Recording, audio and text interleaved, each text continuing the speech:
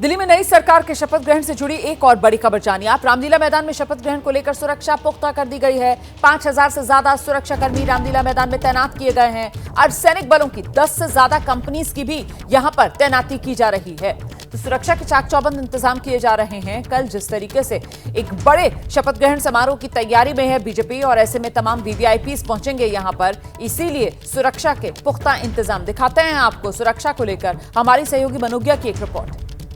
देश की राजधानी दिल्ली का मुख्यमंत्री कौन होगा, इसके नाम का सस्पेंस भले ही खत्म होने में कुछ घंटे बाकी हों, लेकिन शपथ ग्रहण की तैयारियां लगभग पूरी होने को हैं। मैं इस समय हूं रामलीला मैदान में। ये वो मैदान है जिसने इतिहास के कई पन्नों को बनते बिगड़ते देखा है, पर इस बार एक नया अध्याय जोड़ने के लिए तैयार है, जिसमें बीजेपी की 2.5 दशक से ज्यादा की जीत को यहाँ पर सेलिब्रेट किया जाएगा। सेलिब्रेट किस तरह से, एक बड़ा भव्य मंच बनाकर सुरक्षा की चाक चौबंद तैयारियां करके, और चारों ओर भारतीय जनता पार्टी के परचम लहराते हुए दिखेंगे।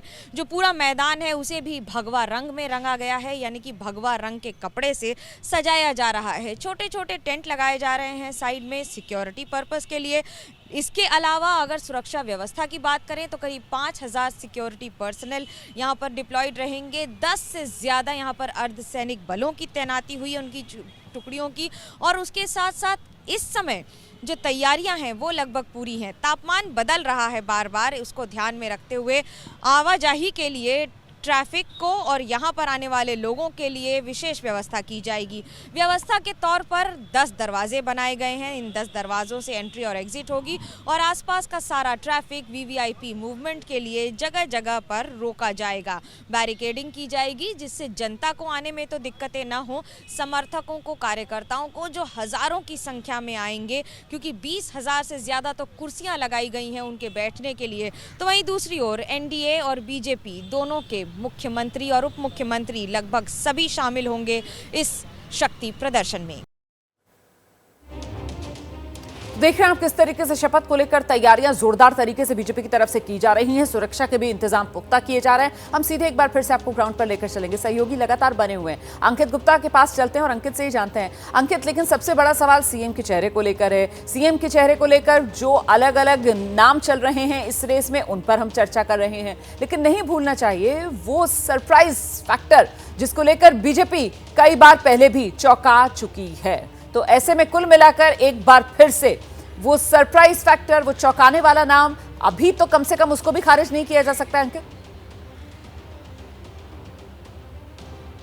बिल्कुल नहीं खारिज किया जा सकता रोमाना, और जिस तरीके का जो है इससे पहले का अनुभव रहा है, इतिहास रहा है, वो हर बार सरप्राइज ही होता है। हालांकि बहुत सारे नामों पर चर्चा चल रही है। अभी कुछ देर पहले आपने जो जितेंद्र महाजन के नाम पर चर्चा की, वो भी मैं बता देता हूं क्यों उनका नाम चर्चा में आया है। एक तो रिजर्व जो सीट से आते हैं रोहतास नगर, जिसका आपने जिक्र किया, लेकिन वो महाजन यानी कि वो एक तरीके से बनिया समुदाय से आते हैं, वो पंजाबी बनिया है, और उसके साथ ही में वो संगठन से जुड़े रहे हैं। लिहाजा इस वजह से जितेंद्र महाजन का नाम चर्चा में आया। रेखा गुप्ता, जिनको अभी आपने बताया कि कंटेंट वो भी रेस में है, वो क्यों? क्योंकि अब तक बीजेपी के तमाम राज्यों में जो मुख्यमंत्री हैं, महिला मुख्यमंत्री कहीं पर भी नहीं है। इस वजह से रेखा गुप्ता का दावा कहीं ज्यादा पुख्ता नजर आ रहा है। और दूसरा, जो ये दिल्ली की बात की जाए, अरविंद केजरीवाल जो मुख्यमंत्री थे, पूर्व मुख्यमंत्री, वो बनिया समाज से आते थे। लिहाजा बीजेपी जो है, और बनिया वोट जो बीजेपी के साथ में हमेशा जुड़ा रहा है, हालांकि अरविंद केजरीवाल के सामने आने के बाद में उसमें बिखराव हुआ था। तो बीजेपी की कोशिश ये भी हो सकती है कि एक महिला मुख्यमंत्री, और वो भी बनिया जो समाज से आती है, उसको जो है इंटैक्ट रखा जाए, बनिया वोट को भी, और एक संदेश दिया जाए कि महिलाओं को भी जो है हमारे यहाँ प्रतिनिधित्व मिलता है। शिखा राय और रेखा गुप्ता दो एक ऐसे नाम हैं जो या तो जो है मुख्यमंत्री के रेस में आ सकते हैं, या फिर उनको मंत्रिमंडल में शामिल किया जा सकता है। ये तो वो नाम हुए जिन पर आपने चर्चा की। आशीष सूद पंजाबी हैं, संगठन से जुड़े हुए हैं, और कई राज्यों में प्रभारी सह प्रभारी की भूमिका में रहे हैं, यानी कि वो भी जो है बीजेपी आला कमान, आला नेतृत्व के भरोसेमंद चेहरा है। इसके साथ ही में प्रवेश वर्मा को भूलना नहीं चाहिए, क्योंकि वो जो जायंट किलर के तौर पर सामने आए हैं, और जाट वोट जिसको जो है सिर्फ दिल्ली नहीं बल्कि पश्चिमी यूपी और हरियाणा से जोड़कर भी देखा जा सकता है, या फिर राजस्थान के कुछ हिस्सों में, उसको लेकर भी ये फैसला किया जा सकता है।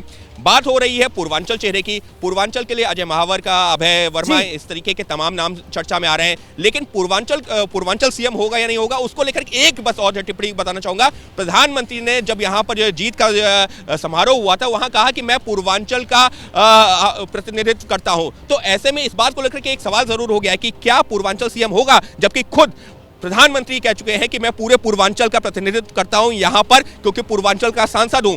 इस वजह से चर्चाएं तमाम हैं, लेकिन वो सरप्राइज फैक्टर निश्चित तौर पर वो कभी भी सामने आ सकता है। जी, हम सीधे आपको लेकर चलेंगे। बलराम पांडे भी हमारे सहयोगी इस वक्त हमारे साथ मौजूद है। बलराम, जिस बात का जिक्र अभी अंकित कर रहे हैं ना कि साहब देखिए चेहरे तो कई हैं और अंकित ने बताया किस तरीके से वो चेहरे और क्यों वो इस रेस में हैं, लेकिन इन सब के बीच वो सरप्राइज एलिमेंट जो हर बार बीजेपी की तरफ से एक चौंकाने वाला चेहरा, चौंकाने वाला नाम दे दिया जाता है। अब यहां पर क्योंकि दिल्ली एक छोटा राज्य है और 70 विधानसभा सीटें और उसमें से 48 बीजेपी के जो विधायक चुनकर आए हैं, तो कमोबेश सभी के नामों को लेकर चर्चा हो रही है। पर इस सब में जो एक डिसाइडिंग फैक्टर रह सकता है बलराम, क्या वो आरएसएस की पसंद एक बड़े वजन का काम कर सकती है संभावित चेहरे को लेकर असली चेहरे में तब्दील करने में?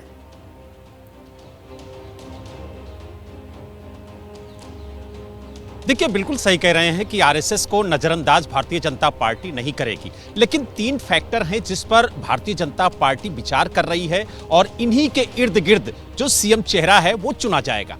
पहला ये है कि जिस तरीके से 2025 के लास्ट में बिहार में चुनाव है और साथ ही जो दिल्ली एनसीआर के आसपास के राज्य है वहां पर जातीय समीकरण क्या है, क्योंकि 2027 में पंजाब में भी चुनाव है और उत्तर प्रदेश में भी चुनाव है, और जिस तरीके से दिल्ली के अंदर जो विकास कार्य की गारंटी प्रधानमंत्री ने दी है वो कौन पूरा कर सकता है, कौन उनकी कसौटी पर खरा उतरेगा, इन्हीं सब बातों को ध्यान में रख करके मुख्यमंत्री चेहरा ढूंढा जा रहा है। और ये माना जा रहा है कि मुख्यमंत्री चेहरे पर मुहर लग चुकी है, सिर्फ औपचारिकता बाकी रह गई है और औपचारिकता के तहत जब विधायक दल की बैठक होगी तो उस बैठक में तय हो जाएगा कि आखिरकार मुख्यमंत्री चेहरा कौन होगा। लेकिन तो नजर बना कर रखिए, जैसे कोई और अपडेट मिलेगा फौरन दर्शकों तक पहुंचाएंगे। अभी तो मुझे लगता है जो अगली बड़ी ब्रेकिंग आएगी वो पर्यवेक्षकों के नाम को लेकर आएगी कि किसको पार्टी की तरफ से पर्यवेक्षक नियुक्त किया जाता है।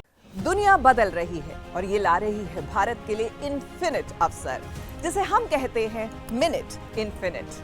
आइए आइडियाज ऑफ इंडिया के मंच पर समझे इसी मिनट इन्फिनिट को 21 और 22 फरवरी abplive.com पर।